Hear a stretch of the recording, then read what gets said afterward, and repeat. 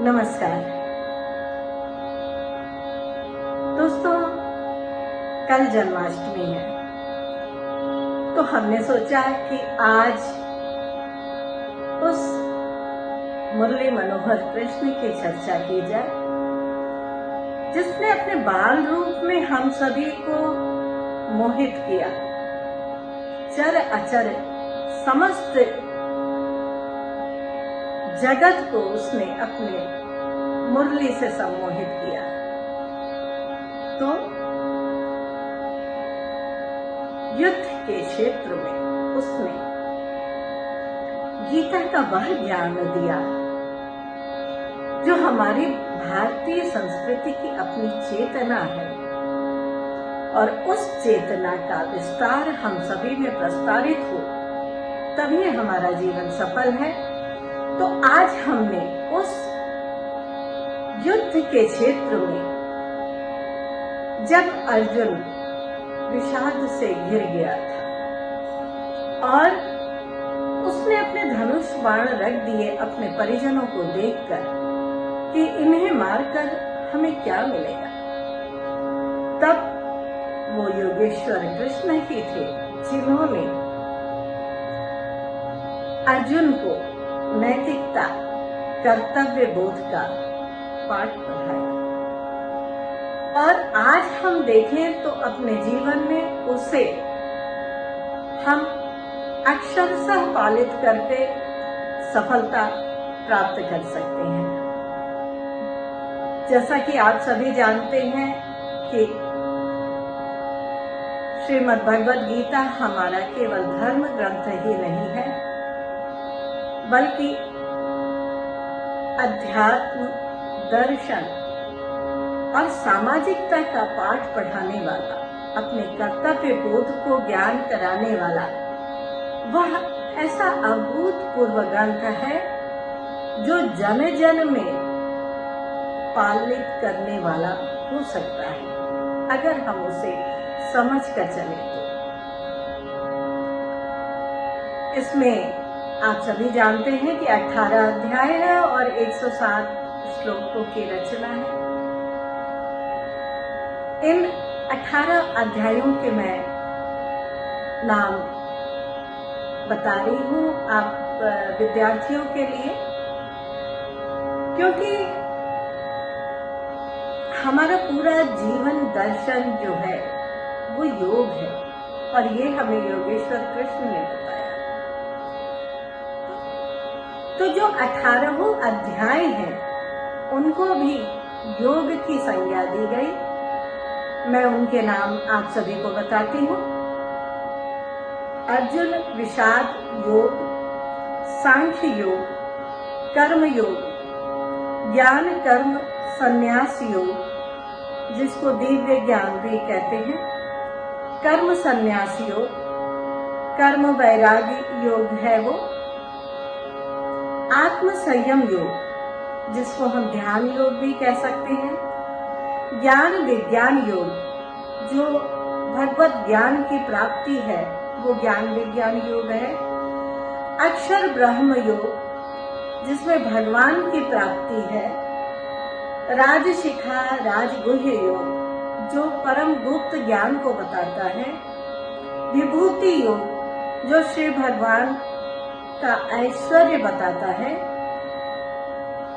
विश्व रूप दर्शन योग जो भगवान के विश्व रूप की आराधना है वो विश्व रूप दर्शन योग कहा गया, भक्ति योग जिसमें भक्ति मार्ग पर चलने को बताया, क्षेत्र क्षेत्रज विभाग योग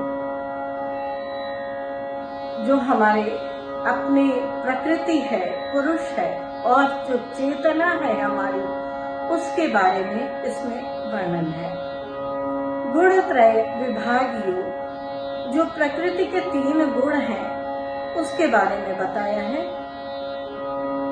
पुरुषोत्तम योग जो नरों में सर्वश्रेष्ठ है उस पुरुषोत्तम के बारे में चर्चा की, दैव सुर साद्विभाग योग देवी और आसुरी जो स्वभाव होता है उस स्वभाव के बारे में दैविक और आसुरी स्वभाव के बारे में बहुत सुंदर ढंग से बताया गया है। श्रद्धा त्रय विभाग योग, जो श्रद्धा के विभाग हैं उनके बारे में बताया गया है, और अंततः मोक्ष संन्यास योग, जो हमारे जीवन का अंतिम चरण है, जो मोक्ष है, जो संन्यास से, जो वैराग्य से योग आता है, उसके बारे में उन्होंने विस्तार से चर्चा की है। हमारा उद्देश्य है कि श्रीमद् भगवद गीता में संगीत के तत्वों की जो चर्चा आई है उसे मैं आप सभी के सम्मुख बताऊं। जैसे अभी हमने बताया जो उनके अध्याय में कि क्षेत्र योग, तो क्षेत्र हमारे संगीत में भी आता है। क्षेत्र का योग,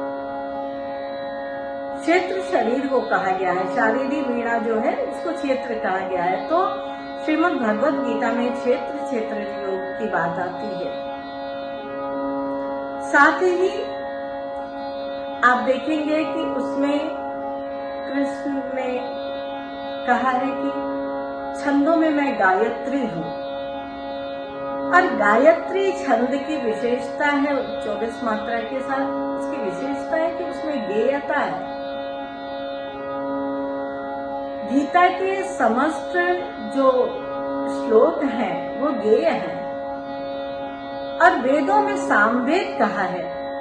सामवेद तो हमारा संगीत का ग्रंथ है, ये जो ऋचाओं का जो गेय ऋचाओं का संकलन है वो सामवेद है, और सामवेद संगीत का, तो वेदों में सामवेद अस्मि इस तरह से कहा है। तो वहां पर सामवेद की बात, संगीत की बात आती है। इसके अतिरिक्त जब हम प्रथम अध्याय देखेंगे तो उसमें एक श्लोक आता है, शंखाश भैर्यस्य पर्णवादक गोमुखः सही सेवा हन्यत स शब्द स्तु मूलोद्भवत्।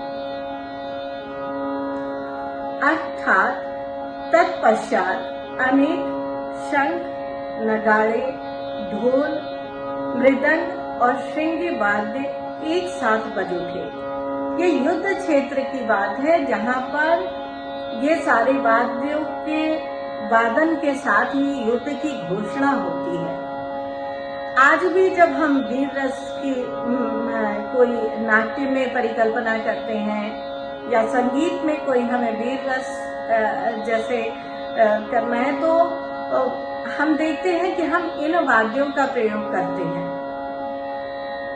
और उस समय भी ये युद्ध के वाद्य थे। आज भी आप देखेंगे कि सेनाओं में इससे मिलते जुलते ही वाद्यों का प्रयोग होता है। अब इसके बाद शंख की बात आई है। शंख हमारा सुशिर वाद्य में आता है, और उस सुशिर वाद्य के अंतर्गत उन्होंने कहा है कि 5 जन्य ऋषिकेशो देवदत्तम धनंजय पौंड्रोदध्यो महाशंख भीमकर्मा विहोदरः अनंत विजयम राजा कुंती पुत्रो युधिष्ठिरः नकुल सहदेवस्य सुघोष मणिपुष्पकौ। यानी श्री कृष्ण ने पांचजन्य नामक शंख बजाया, और अर्जुन ने देवदत्त नामक शंख को बजाया। भयानक कर्म वाले भीम ने पौंड्र नामक शंख को बजाया। युधिष्ठिर ने अनंत विजय शंख, और नकुल सहदेव ने सुघोष और मणिपुष्पक नाम के शंख को बजाया। ये तो शंखों के नाम दिए गए हैं। इसके साथ साथ फिर ये भी चर्चा आती है कि इन लोगों के शंख वादन के पश्चात या साथ ही काशीराज तथा द्रुपद, शिखंडी, दृष्टद्युम्न, राजा विराट, और अभिमन्यु ने अलग अलग शंख बजाया और उस शंख से, उस शंखों के वादन से समस्त पृथ्वी और आकाश गुंजायमान हो गया। तो श्रीमद् भगवत गीता में हमें इन सारे संगीत के तत्वों का उल्लेख मिलता है। मैंने सोचा कि जन्माष्टमी के अवसर पर आपको कृष्ण से, श्रीमद् भगवत गीता से जोड़कर जो हमारे संगीत विषय चर्चा है उसको आपके सामने रखूं। अगले बार हम किसी अन्य विषय पर चर्चा करेंगे। नमस्कार।